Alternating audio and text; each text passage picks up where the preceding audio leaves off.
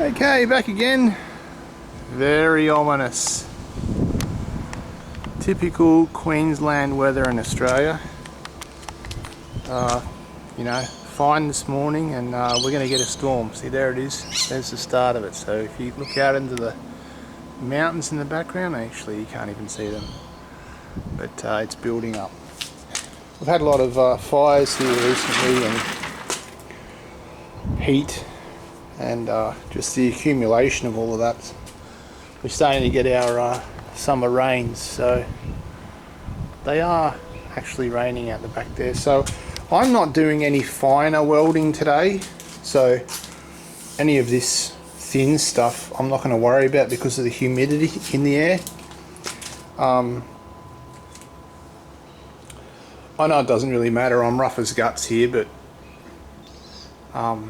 just for that I've noticed that when I've got sort of weather like this I can't really weld thin stuff, so maybe it's just my lack of technique. But anyway, what I've decided to do was start building this lower valance. So I've got a standoff that comes out at the bottom as well, and it didn't have an upper part, so it didn't have a lip that rolled up as a strengthening. So what I did is I welded this panel along the whole length, so it's running from the hinge pillar all the way around, and it latches onto the other hinge pillar, and that's a continuous weld right along that bottom edge. And I didn't grind too much off it, I just sort of cleaned it up so it wasn't sort of lumpy, because there's going to be another piece going over the top of that. The reason why I did one like this was I was going to use a thinner piece. It's quite thick metal. That's very thick steel. But anyway,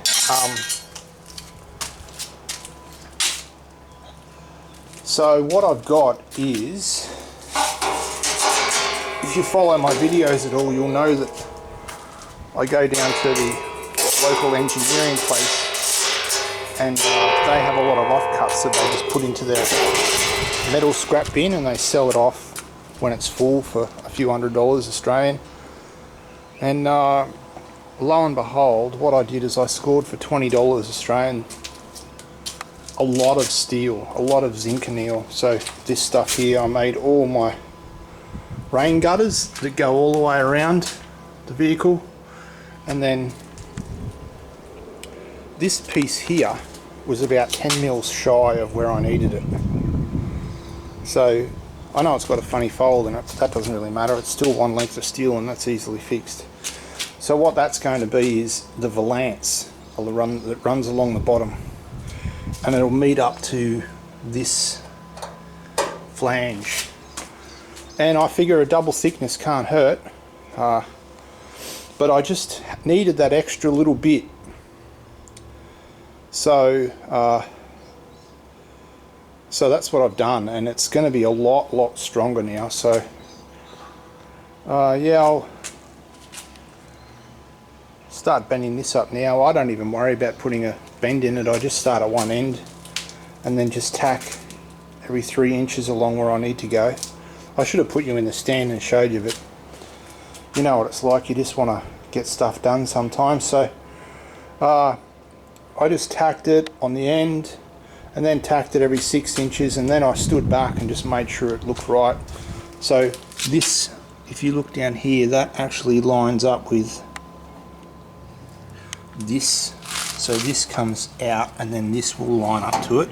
It's not exact, but I need to trim some of this anyway. You can see it's a little rough there, so there's a little bit of how's it going with it. So I think what I'll do is I'll actually wrap this around, because there's a lot of length with that. I might as well utilize it, and on the back side of this valance that I've got here, it's missing some stuff. So what I'll do is I'll come in and I'll weld it from the back, and then I'll bring it around. It's like a triangle, and then I'll bring it around here and then I'll do the same on this side. I'll probably cut it in the center, do one side, and then come back and do the other.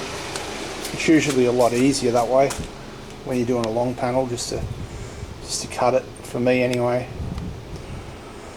being the hack that I am. So yeah, one continuous weld, and it's going to be super strong too, so can't complain with that. And what I'll probably do is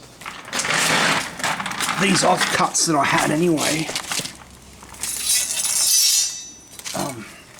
these offcuts that I had, what I'll probably do is weld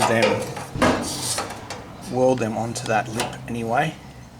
So I'll probably go up this way, and that'll be an extra little bit of insurance against the front nose getting dinged in, because this itself is nearly 2 millimeters thick. So I think it's about 1.75, 1.8 mils of steel, so it's basically a double thickness. Plus you've got this on it, and then you've got the thickness of the sheet metal itself on top, so that'll be 3 millimeters of steel at the bottom end of the front nose. So you can see from what I can have been told, and a lot of these combis had dings in the front, so there's a classic example of it right there. So that'll all get knocked out, and I'll even this up. So what I'll have is a nice flat plane at the top and a flat plane at the bottom, and then this piece will actually sandwich between them on the outside. I might even go on the inside, that might even be better. No, on the outside, and then stitch that all the way around, and this thing will be like a tractor. It'll be like a tank at the front. Considering I'm going to be building skid plates for underneath the front area as well to cover the steering box, I've got some really thick, I'll show you. Sometimes it's easier just to show and tell. Where is it? Let's see. Yeah, there it is. Oh, I can't quite see it. Anyway, down in there, you can see that stainless steel. That's about, I don't know, 1/3 of an inch in what you guys use. It's around 1 centimeter thick. And what I'll do is I'll make some I'll make an actual grid to go under, like a cattle grid, to cover that whole area. And then all underneath, I'm gonna underneath this whole vehicle is going to be recycled clothes dryers. So the clothes dryers you have at the laundromat, they have a stainless steel lining or a drum. So the drum itself is made out of stainless steel, this part that runs around the outside. So if you can imagine, that's it there. This section here is all stainless steel, and it's very, very good quality stainless steel. It's not like the stuff you buy from your metal shop nowadays, and it rusts as soon as you get it wet. The stuff that's in those commercial dryers is probably marine grade stainless steel. It'll never rust. So that's what I'll be building underneath this the whole way along, is a big stainless steel skid plate in obviously sections, and then it'll have a swage in it so it's got strength, and then it'll just be screwed up underneath, so nothing underneath here will get wet ever again, and nothing will rust. So all of the underneath there will be painted with my favourite product, and I'm not paid by anyone, obviously I'm just working in my garage here, but bitumen. So I'll cover the brand up, but bitumen, and it's got let me see, 40 42% hydrocarbon, so it's nice and thin. And I'll add some petrol or something to it to thin it down a little bit for the first coat to make it real sticky, and then I'll buy this other variety that's nice and thick, and I'll actually paint it in under there too. So this car's got it, my little beauty. The wind's blown the covers off the other one. So there's my twins. So there's that one, and then you've got this one here too. That's my other twin. So it's had a substantial amount of work done to that car. It was basically rebuilt from, so you can see anything underneath that level there, and I'm talking every piece of steel has basically been remade. That was my naivety at the time. I thought I was getting a good deal, but usually it's not. So yeah, that one's going to be a great car. It's a lovely colour too. It's a 1957 Chevrolet seafoam green. So it's a Chevy Impala colour, or Chevy Bel Air, I believe, 1957, and that's a 57 standard, so the colour's going to be absolutely beautiful. But anyway, yeah, just getting back to that, I'll tack those pieces in. I've already got them cut and bent, so I might as well use them and continue on. I'll put some tape here just to show me where the cutouts are for the bumper bracket that comes out. So when I weld this other piece on, I'll have no idea where it is, and then I'll have to start hacking into it. So I did that anyway, and I put the call out for someone to get me a measurement for the the front nose skin, and it looks like, I thought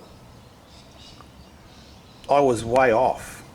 I thought I was all the way down to here. That's what I thought it was going to be, but it's actually, I don't know how I did it, but from there to there is exactly where it's supposed to be, because the bottom valance is that distance. So I'm not sure how I got that right, but anyway, I'm on the ball. So it didn't look right to me, so maybe it's just because the nose comes down at the front and it needs to be lifted up a little bit more. I'll find that out when I go to put the windows in. I've got one window still, so if there's a large gap, I'll know to lift it up slightly, like keep it the same there and there, but actually lift it up and then pull it out. So I think that's where I get that height from. I could probably gain this much, but I measured from there down, and I got it right, and then I measured from there up and I got it right. So I think it's about, it's not exactly there, it's like that far, and I'm not going to worry about that. And I'm not going to have the rolled edge. The Combi seems to have had a skin that rolled around, similar to the sides, and that's just asking for rust, so I'm not going to do that at all. It's just going to go straight down, and it's going to go straight onto this. So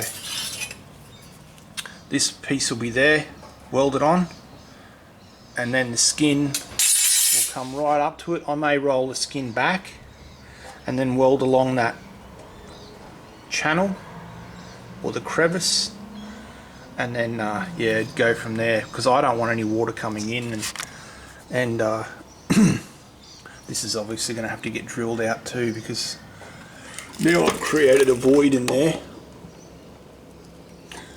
I'll paint all that, but yeah, I'm not going to have the folded edge. I know there's probably some people out there going, no, you have to do it, but I mean, look at this vehicle. You don't want any more moisture getting into it. You want it to be as clean and sealed up as possible. So the idea is to get the valance on now. I don't have to cut that straight away. as I said, I'm not welding any thin sheet metal in this weather. It's building up even. You can see the front now, so directly above my house is the front. So that's the actual front of it, and it's like thick. We get it thick here. It comes down in buckets. So anyway, I'll just continue with it, and I'll bring you back when I've done something else.